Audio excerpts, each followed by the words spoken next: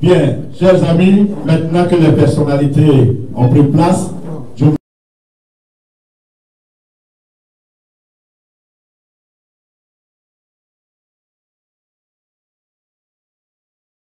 silence ou éteint, parce qu'on va démarrer les échanges maintenant et il faut veiller à la sécurité des échanges. Mesdames et messieurs, chers confrères de la presse nationale et internationale, avant que le président Georges Armand Onyen ne vous remercie lui-même, je voudrais au comité d'organisation vous dire merci de ce déplacement massif pour écouter la parole de EDS. Comme je le disais, c'est le professeur Georges Armand qui va donc animer cette conférence de presse. Il va donner lecture des propos liminaires et juste après les propos liminaires, il va répondre aux questions avec le docteur Assoadou, le secrétaire général du FPI. Ce sont donc les deux personnalités qui vont répondre aux questions des journalistes. Vous avez sur la table le professeur Georges Armand Onyen, juste à sa droite, la camarade deuxième vice-président Simone Eivre Gbagbo, juste à sa droite, le doyen Samuel Hardy, vice-président de VDS. Et à la gauche du professeur Onyen, le secrétaire général Assoadou, secrétaire général du Front populaire ivoirien. À côté le doyen Hardy, vous avez le gouverneur Henri-Philippe Damponi-Tablé, membre du CPP et vice-président de DDS. À côté de lui, la camarade Marie-Odette Lorignon, vice-président de DDS, également vice-président du FPI. Le professeur Hubert Oulaye, président du comité de contrôle, est assis juste à côté de Marie-Odette Lorignon. Et à sa droite, le professeur Sébastien Damon Djedje, vice-président du FPI. Je reviens ici pour présenter juste la vice-présidente Odette Soye Ekikoué, vice-présidente du Front populaire ivoirien. Et à ma gauche ici, tous les membres de EDS, les partis et organisations, membres de EDS, tous les responsables sont assis là, sont tenus à accompagner le professeur Georges Armand Onyen. Sans plus tarder, professeur, le micro est à vous pour la lecture des propos liminaires. Merci. Merci. Allô, allô. Merci.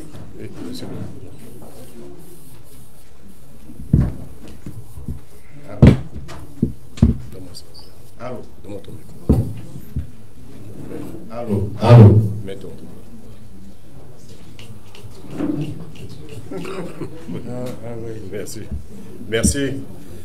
Mesdames, Messieurs les journalistes, je voudrais à mon tour vous remercier d'avoir répondu très nombreux à notre appel.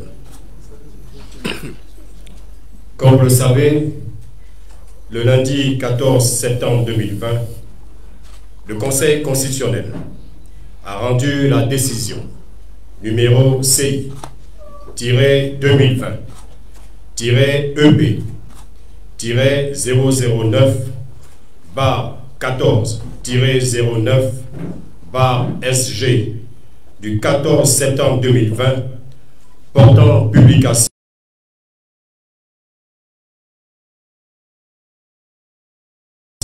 du 31 octobre 2020.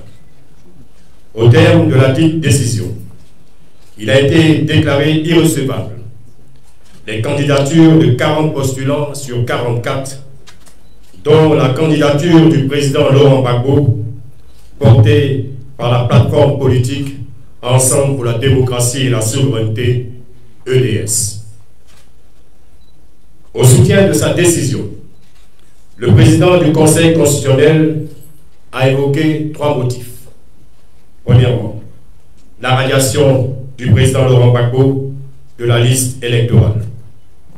Deuxièmement, la signature par le professeur Georges Armand Onyen, président de EDS, de la déclaration de candidature sans procuration du candidat. Troisièmement, la non-renonciation du candidat Laurent Gbagbo à sa qualité de membre de droit du Conseil constitutionnel 6 mois avant la date du premier tour de l'élection présidentielle. Sur la renonciation à sa qualité de membre de droit du Conseil constitutionnel, la plateforme politique Ensemble pour la démocratie et la souveraineté EDS fait remarquer que le Conseil constitutionnel, en reconnaissant au président Laurent Gbagbo la qualité de membre de droit de cette institution, donne la preuve que la condamnation par un tribunal correctionnel du président Laurent Gbagbo dans le procès du braquage de la BCEAO n'aurait jamais dû intervenir sans l'autorisation préalable du Conseil, ainsi que le stipule l'article 132 de la Constitution, et je cite, « Aucun membre du Conseil constitutionnel ne peut, pendant la durée de son mandat, être poursuivi, arrêté, détenu ou jugé en matière criminelle ou correctionnelle qu'avec l'autorisation du Conseil, sauf les cas de flagrant délit. » Fin de citation. Or, avant la tenue du dit procès, le Conseil constitutionnel n'a émis aucune autorisation préalable. Il s'ensuit qu'en réalité, le Conseil ne reconnaît pas au président Laurent Gbagbo la qualité de membre de droit dans la mesure où il n'a ni prêté serment ès qualité, ni participé à aucune réunion de cette instance judiciaire, et qu'à ce titre, il n'a jamais perçu la moindre indemnité du Conseil constitutionnel, preuve qu'il n'a jamais pris fonction au sens de l'article 130, alinéa 2 de la Constitution. Le président Laurent Gbagbo était donc en droit de faire acte de candidature à l'élection du président de la République sans avoir à renoncer à sa qualité de membre de droit du Conseil. Sur la radiation de la liste électorale pour cause de condamnation judiciaire, EDS relève qu'en vertu des dispositions de la loi numéro 2005-201 du 7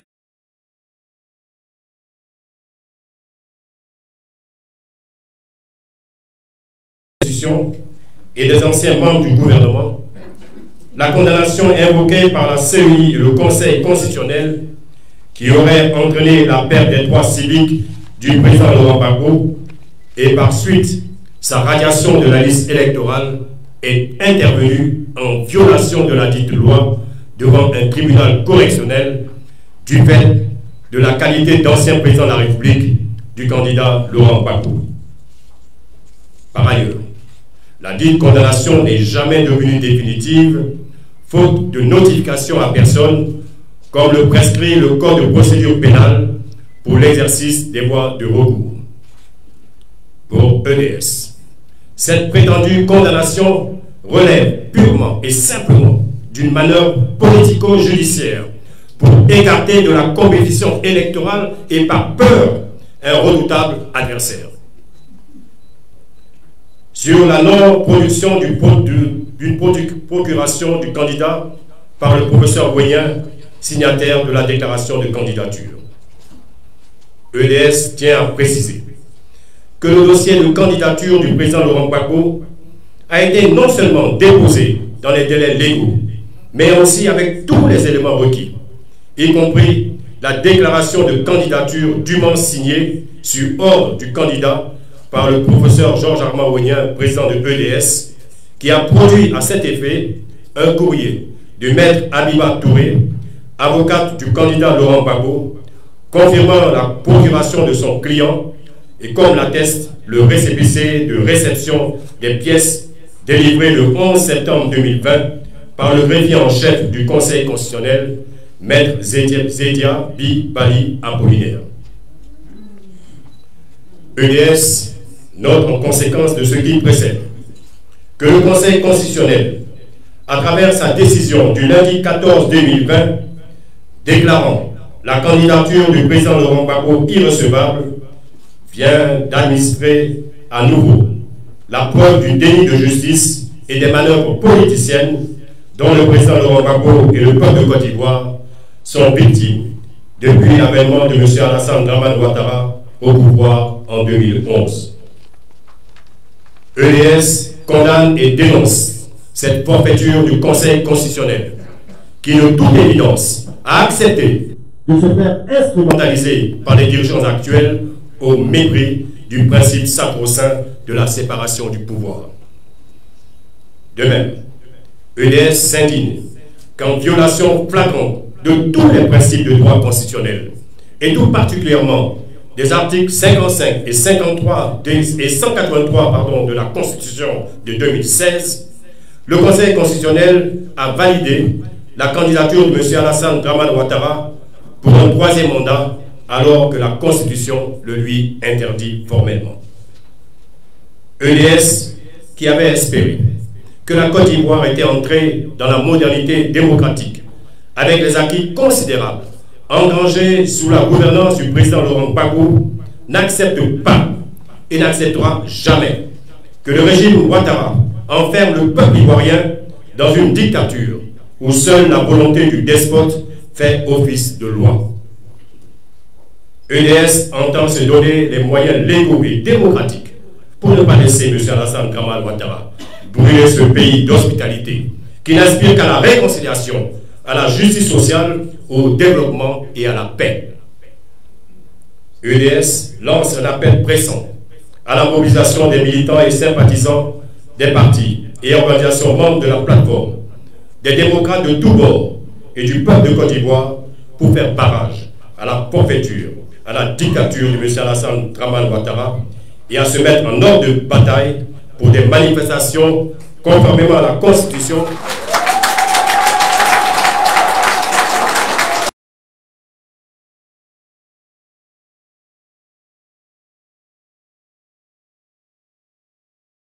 accélérer l'avènement d'un état de droit par des élections justes, régulières, démocratiques, transparentes et inclusives. Je vous remercie.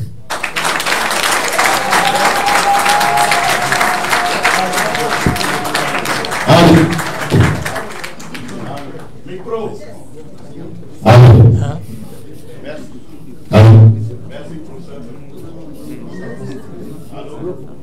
Allô.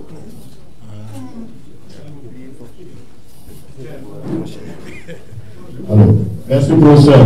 Monsieur le Président, pour ces propos liminaires qui du reste ont arraché un applaudissement nourri de l'assistance qui a peut-être vouloir satisfaire ses attentes. Merci beaucoup. Je voudrais avant de continuer excuser la camarade deuxième vice-présidente, la camarade Simone Libé Babo, qui a un engagement. Elle a tenu à venir personnellement appuyer le professeur Georges Amaonien, lui apporter son soutien.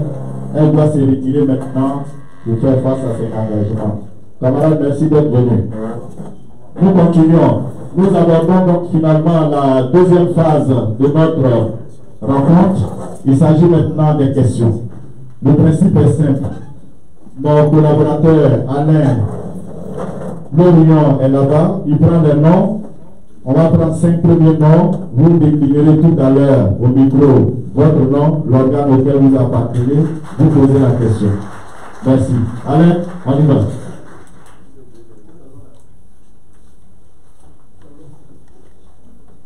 Je dis mon nom, Armand Bourgogne.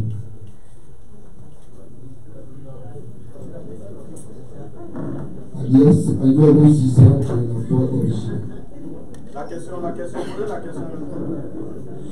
Je pose la question. Je ne vois pas le conférencier, mais j'ai entendu sa voix. Une grande voix, une voix des circonstances graves. Alors moi, ce que j'attendais, c'est qu'on dise demain, jeudi, vendredi, il y a telle action. Ce que vous avez dit, monsieur le conférencier, nous laisse... La question, s'il vous plaît. Pas de commentaire. Question. Est-ce que concrètement, on s'attend à une date et à des manifestations précises? Voilà. Au prochain. Je suis Lamine Koulibaly de Génération Nouvelle. Lamine Koulibaly, Génération Nouvelle. Le professeur a dit dans son intervention que la candidature du président Laurent Gbagbo a été rejetée. Et l'une des raisons utilisées, c'est qu'il a signé lui-même la décision, donc il n'aurait pas reçu de procuration. Et nous avons vu sur une chaîne étrangère, l'avocate du président Gbagbo dit que son candidat n'a pas mandaté quelqu'un pour déposer une candidature en son nom. Qu'en est-il réellement? Au suivant. S'il y a pas, on va déjà. Il y a une main ici. Il y a une main. Bonjour, Pierre Pinto de RFI. Est-ce que, au terme de ces manifestations, etc., que vous appelez, vous comptez boycotter ce scrutin, appeler au boycott pour rallier finalement une candidature?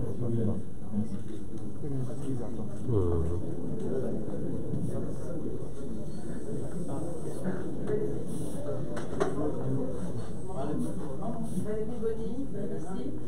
Il y a actuellement une interdiction de manifester sur la voie publique.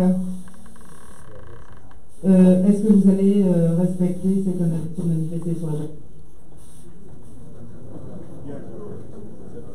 Voici donc 5 premières questions. On va déjà donner la réponse en attendant d'ouvrir notre liste. Merci. En fait, je donnerai, oui, 5 questions. Alors, je crois que M. Armand Boui a parlé des actions concrètes. Il attendait à ce qu'on dise demain il y a telle manifestation. Je crois que sa question rejoint un peu celle de Mme Boni, je crois, concernant l'interdiction des manifestations sur la voie publique. Je dois dire que des actions, il est vrai que EDS est une fêtière. Nous avons des partis politiques, des structures politiques qui ont pour rôle de mettre en éveil leurs militants. Nous attendons, et c'est le mot d'ordre, quand il y aura un mot d'ordre, on lui donnera ce mot d'ordre. Mais sinon, nous avons demandé à ce que tous les militants, tous les sympathisants se tiennent mobilisés. Bien. Concernant l'interdiction, nous avons dit que c'est en conformément à la Constitution. Donc, nous sommes respectueux des règles, des principes de droit. Nous allons faire conformément à la Constitution. Voilà. Conformément à la Constitution. Et nous avons dit aussi que nous utiliserons tous les moyens légaux et démocratiques. Ce qui est du fait du règlement de la loi, nous l'observerons. Mais nous allons manifester, parce que nous avons le devoir de manifester pour dire non. Concernant le problème de procuration, je crois que je vais revenir, puisque je pensais qu'on avait bien on avait compris dans l'exposé. Le président Laurent, je crois qu'il y a un journaliste qui a fait état de ce que le président Laurent Gbagbo n'aurait pas donné de mandat, de procuration, il n'était pas intéressé. Je crois qu'ici, il se réfère, je pense à l'interview accordée par France 24 à Madame l'avocate, Madame Abiba Traoré. Abiba Touré. Alors, je crois que quand vous avez dit, effectivement, elle a dit, la journaliste a posé la question de savoir est-ce que c'est l'initiative ou c'est l'instruction? Est-ce que le président Gbagbo a donné une instruction? Non, c'est une initiative de la plateforme EDS. C'est la plateforme EDS qui a sollicité le président Laurent Gbagbo pour être son candidat. Je vous explique que la plateforme EDS, c'est une structure qui comprend des partis politiques, des structures, des associations, et sont toutes ces associations qui ont chacune à son tour a souhaité que le président puisse être leur candidat. Et le président de EDS, qui représente la fêtière, c'est lui qui a sollicité le président pour être candidat. Et le président a accepté d'être le candidat de EDS. Et elle a même dit que le président, ça avait beaucoup d'émotions, et je dois vous dire, ça avait beaucoup d'émotions que le président a accepté d'être le candidat de EDS. Je crois qu'il n'y a pas d'équivoque là-dessus. Et j'ai dit aussi que parce que cette question a été posée même au niveau des magistrats du Conseil constitutionnel, le président a donné son accord. Je crois qu'il faut que c'est très clair. Et je l'ai dit, il y avait une procuration donnée à travers son avocat, par le président, qui a accepté d'être le candidat de la plateforme EDS. Je crois qu'il faut que ce soit très clair. Bien. Je vois, il y a une question, je vais passer la parole à M. Aswadou pour répondre.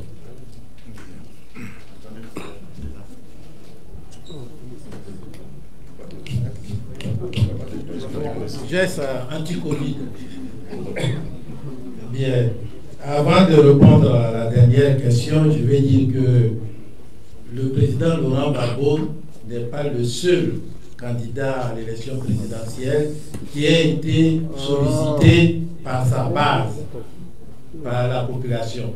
Ça a été le cas de M. Ouattara, ça a été le cas de M. Bédier, ça a été le cas d'autres militants, et qui ont demandé à leur leader de se porter candidat. Donc ça, ce n'est pas nouveau. Ce n'est pas du nouveau, ce n'est pas un cas spécifique à EDS. Ceci dit, vous demandez si nous allons boycotter les élections. On l'a dit ici et on le répète. Le Front populaire ivoirien, toutes les organisations qui sont membres de l'EDS ne boycotteront jamais les élections à venir. Nous irons aux élections et nous allons gagner les élections. Mais nous allons lutter pour que les élections se déroulent dans un cadre juridique convenable, dans un cadre de sécurité convenable. Aujourd'hui même, à l'heure où je vous parle, notre jeune camarade, Courage Justin, secrétaire général adjoint, porte-parole de notre parti, a été enlevé à Korogo et nous ne savons pas où il se trouve. Nous allons lutter pour que le pays retrouve la sécurité, pour que les Ivoiriens soient en sécurité.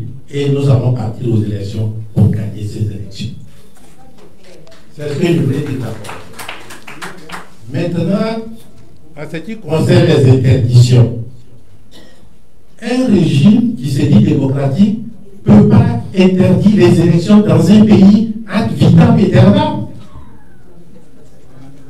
Eh oui, les manifestations, ils avaient interdit les manifestations dès que le 7 août, les Ivoiriens ont commencé à manifester leur désapprobation.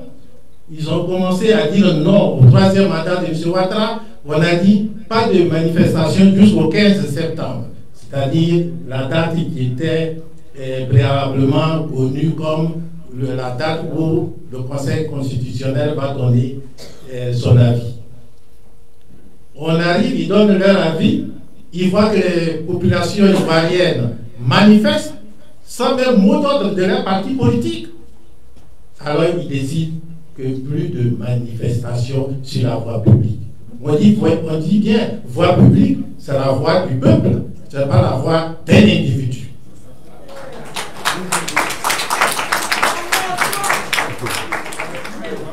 Alors c'est pourquoi le professeur a dit tout à l'heure, dans son exposé liminaire, que nous allons nous donner les moyens constitutionnels qui nous permettent de lutter contre le despotisme qui s'est installé dans notre pays. Et c'est ce que le Front populaire ivoirien et ses alliés, membres d'EDS, mais aussi ses alliés, membres de CDRP, avec le PDCI-RDA, nous allons nous concerter et nous allons vous dire ce que le peuple ivoirien va faire pour retrouver sa liberté.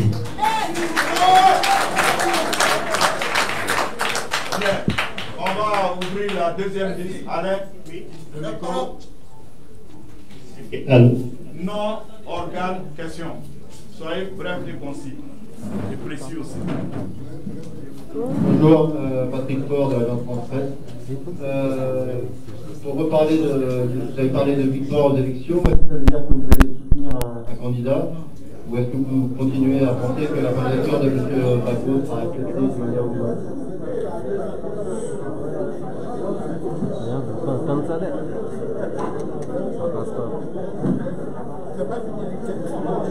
Le suivant.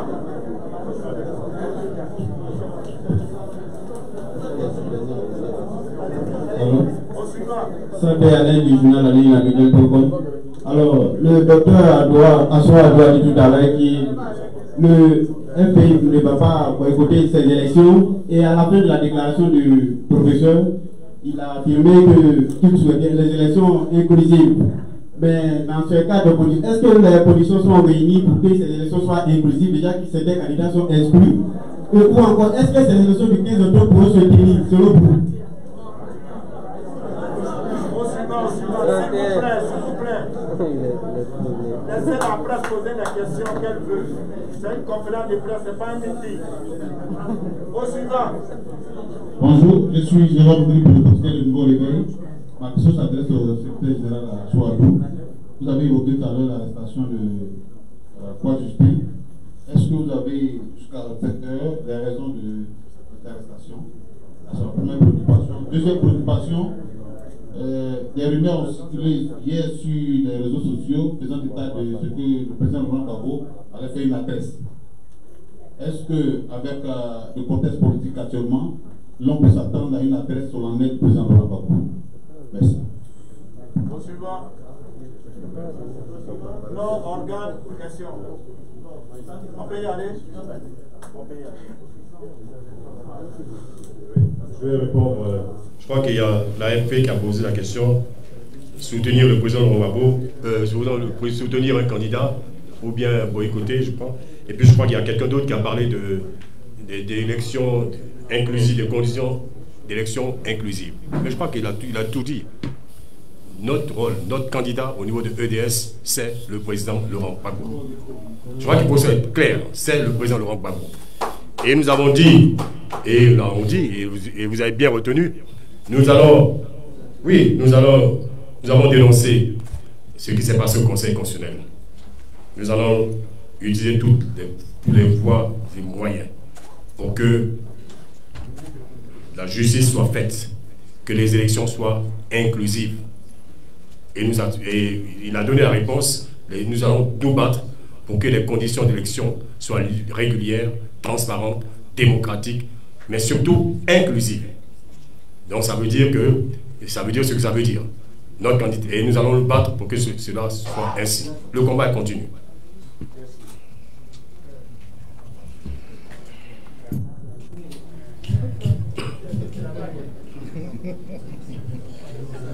Bien, merci. Vous parlez, vous nous demandez si les élections du 31 octobre 2020, si cette élection va se dérouler. Nous avons tout à l'heure évoqué la lutte que le peuple ivoirien doit mener pour avoir des conditions d'élection justes, libres et transparentes. Mais je pense que tous les Ivoiriens, tous les démocrates qui vivent dans ce pays doivent comprendre que la lutte que le Front populaire ivoirien mène, la lutte que l'EDS mène, la lutte que le PDCI, qui est un accord cadre avec nous, mène, cette lutte dépasse même le cadre de ces partis politiques. C'est la lutte pour l'instauration d'un état de droit en Côte d'Ivoire. C'est la lutte pour l'instauration d'un état de droit. Je ne sais pas si vous comprenez ce qui pose cette question. Parce que l'état de droit, ça dit que le citoyen a le droit de s'exprimer. Le citoyen a le droit de dire non quand il n'est pas d'accord. Depuis l'arrivée de M. Ouattara, le citoyen ivoirien, la citoyenne ivoirienne n'a aucun droit. C'est le fait du prince. Le jour où il s'élève, il y a une nouvelle loi. Le jour où il s'élève, il y a un nouveau décret. Il fait une constitution et quand il voit que le président Gbagbo va se présenter cette année, il prend un décret, une ordonnance d'après les juristes et il modifie des passages. C'est ce que les Ivoiriens n'acceptent pas. Et c'est ce qu'ils ne vont jamais accepter. C'est fini. Ils n'accepteront pas. Il faut qu'on soit dans un état de droit. Et chacun doit respecter la Constitution. Cette Constitution qui existe n'est pas de notre fait. C'est lui qui a modifié la Constitution, qui a fait voter cette Constitution. Nous avons même dénoncé des éléments de la Constitution parce qu'on n'a jamais vu dans un État moderne où le président nomme des sénateurs. Nomme des sénateurs.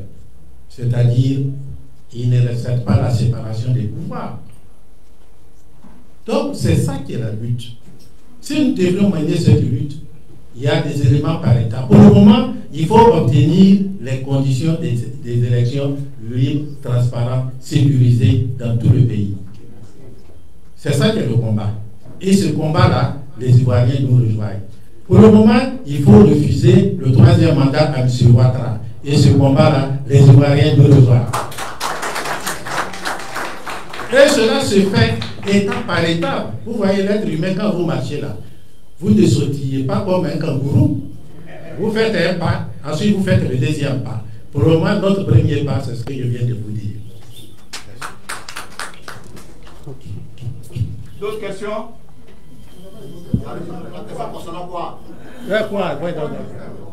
Oui, autant pour moi. Quoi, je sais, nous ne savons pas pour le moment où il se trouve. Oui, nous ne savons pas, on est en train de se renseigner. Tout à l'heure, vous avez vu nos avocats qui étaient là. Ils vont se charger de tout faire pour nous informer, de savoir où il se trouve. C'est tout ce qu'on peut vous dire. Et le pouvoir non plus, on ne sait pas. Quand quelqu'un est enlevé, on ne sait pas.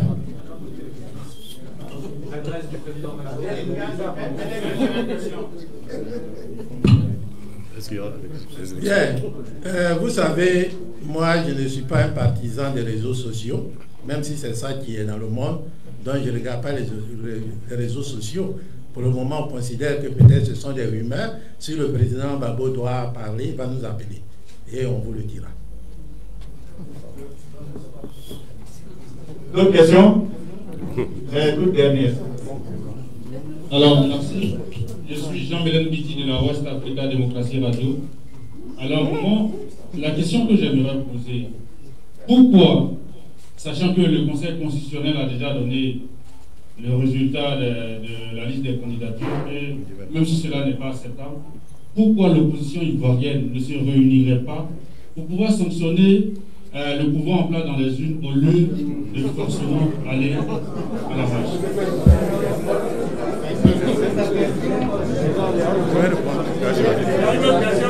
Non, ça va. C'est la dernière.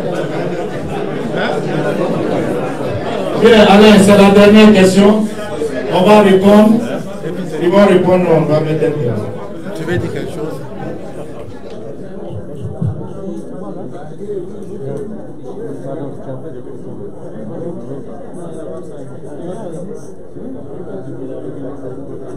Bien. Cette question, moi, je pense que la réponse est simple. Hein. D'abord, vous avez vu le code électoral ivoirien. Ce n'est pas le code électoral d'un État démocratique. Ensuite, on a éliminé 40 candidats sur 44. Oui, 40, oui, sur 44. Ce n'est pas pour que M. Ouattara aille perdre. Je pense qu'il a bien choisi ses adversaires. Et il sait pourquoi il les a choisis.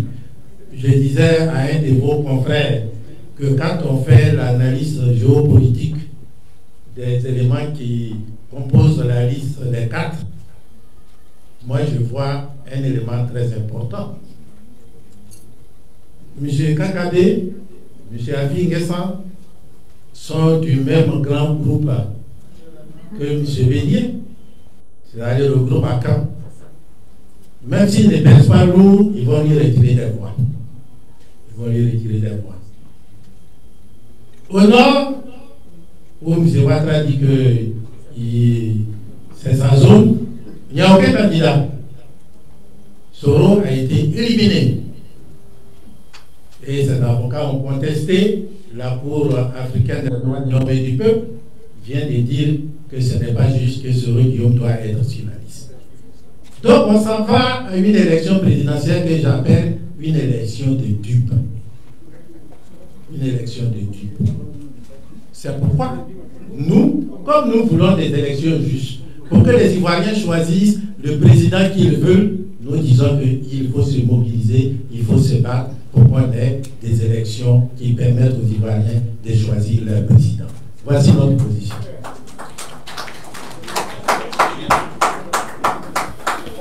Mesdames et messieurs, chers Chers confrères, merci d'être venus. Merci d'avoir répondu à l'invitation du président de l'EDS et de tous les partis et organisations alliées. C'est ici qu'on s'arrête pour ce soir. En attendant de nous donner rendez-vous pour une autre occasion, je voudrais vous dire merci et laisser le président de l'EDS dire le mot de fin et nous allons lever la séance. Merci.